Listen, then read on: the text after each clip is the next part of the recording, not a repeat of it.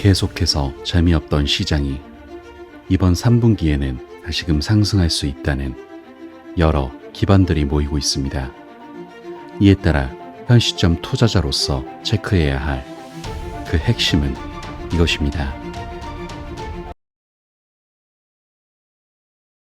안녕하세요. 크립토피아입니다. 금일 브리핑 시작해 볼게요. 자, 먼저 비트코인 추세부터 확인해 봐야겠죠. 그 중에서도 최근 암호화폐 하락 요인 중 하나로 지목됐던 비트코인 채굴자들의 매도세가 감소하고 있다는 분석이 나와서 체크해 보려고 하는데, 최근 관련 데이터에 따르면 채굴자들의 지갑에서 외부로 나가는 비트코인 수량과 횟수가 가파르게 감소하고 있는 것으로 분석되고 있거든요. 그 배경을 좀 살펴보면 비트코인 네트워크는 블록 채굴 보상으로 매일 약 450개의 비트코인을 배포하고 있고, 채굴자들은 이 비트코인 중 일부를 채굴기 매입, 전기요금 등 채굴 비용을 충당하는 데 사용하고 있는데, 비트코인 채굴자들이 전통적인 시장 매도 세력으로 간주되는 이유라고도 할 수 있죠. 그리고 여기서 지난 4월 발생한 비트코인 반감기 이후 채굴 보상이 반으로 줄어들면서 채굴자들이 더 이상 비효율적인 구형 모델 채굴기를 활용하지 않게 되었기 때문에, 이에 따라 자연스럽게 채굴 활동이 줄었고, 반면 채굴업자들이 운영비 충당을 위해 보유 중이던 비트코인을 장외 시장에서 매도하면서 매도 압력은 증가했다고 볼 수 있어요. 실제로 온체인 데이터를 보면 4월 이후 5월까지 채굴자 지갑의 출금 빈도는 급증했거든요. 그러나 이후 빈도가 빠르게 줄어들어 지금은 반감기 이전 수준으로 돌아간 상황이에요. 이에 대해 전문가들의 분석으로 현재 시장은 이런 매도세를 소화하고 있는 단계로 보고 있고, 또한 채굴자들의 매도 압력은 약해지고 있기 때문에 그들의 매도 물량이 모두 소화되면 다시 상승 랠리를 이어갈 수 있는 상황이 만들어질 수 있을 걸로 보이고 있죠. 이에 따라 이번 3분기에는 암호화폐 시장에 긍정적인 움직임이 예상되고 있어 이 점을 기분 좋게 체크하시고요. 다음으로 비트코인 펀딩 비율을 체크해 보려고 하는데, 여기서 펀딩 비율이라는 일반적으로 선물 계약에서 계약 가격을 현물 가격과 일치시키기 위해 트레이더 간에 정기적으로 교환하는 대금을 말하는 것으로, 무기한 계약 가격과 기초자산 가격의 차이를 반영하여 트레이더가 가격 평형을 유지하도록 인센티브를 제공하는 것이라고 보시면 되죠. 이는 무기한 선물 거래에서 매초, 매분 또는 매시간마다 결정되고, 롱 포지션 거래자가 숏 포지션 거래자에게 지급하거나 숏 포지션 거래자가 롱 포지션 거래자에게 지급하는데, 이 때문에 펀딩 비용이라는 용어와 혼용해서 사용되어 이 비율은 시장의 균형을 유지하고 참여자들 간의 공정한 거래를 촉진하는 역할을 한다고 보시면 되죠. 그리고 보시는 차트는 파생상품 계약의 미결제 약정을 기반으로 한 미결제 약정 가중치 펀딩 비율로서, 이 차트는 특정 코인에 대한 전반적인 포지션 크기와 유동성을 잘 나타내는데, 녹색 막대는 롱 포지션이 숏 포지션보다 많다는 것을 의미하여 가격 상승을 기대한 롱 포지션이 많다는 것을 나타내고 있고, 반대로 빨간색 막대는 숏 포지션이 롱 포지션보다 많은 것을 나타내며 가격 하락을 예측한 숏 포지션이 많다는 것을 말하고 있어요. 그래서 보이시는 차트를 보면 2024년 2월 말부터 4월 말까지 녹색 막대가 크게 형성해 있고 이후 크게 축소됐는데, 심지어 6월 22일 녹색 막대는 거의 0%에 도달했죠. 그리고 다음으로 같은 날 거래량을 기반으로 한 거래량 가중치 펀딩 비용은 음수로 전환됐는데, 거래량 가중치 펀딩 비용은 미결제 약정 가중치 펀딩 비용보다 실질적인 거래 활동을